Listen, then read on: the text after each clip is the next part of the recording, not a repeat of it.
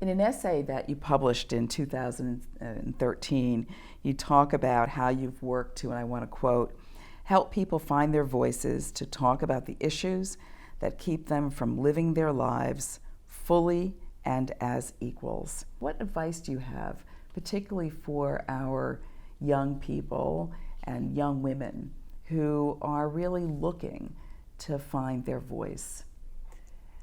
Well, first of all, I tell people that your voice is unique to you. Mm-hmm.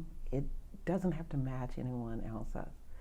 I can remember when I first started doing public speaking, I think people thought that I was going to sound like, Barbara Jordan or Martin Luther King. And yeah. I very quickly said to myself, that's not going to happen. That's not you. That's not who I am. Yeah. And so for your voice to be effective, it has to be authentic. Yeah.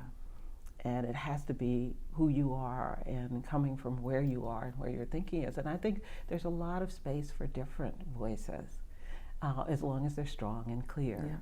Yeah.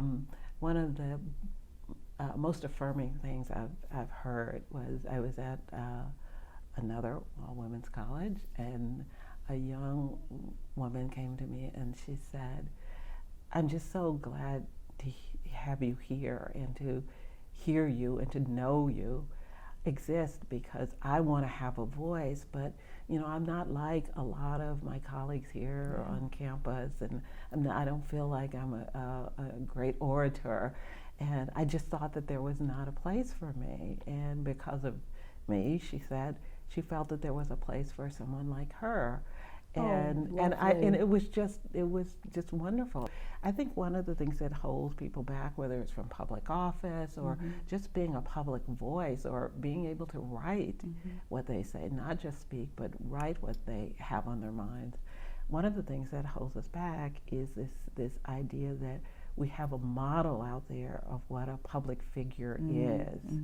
And in the African American community, it's Martin Luther King. Right. Or it's Barbara Jordan, or Shirley Chisholm. Right.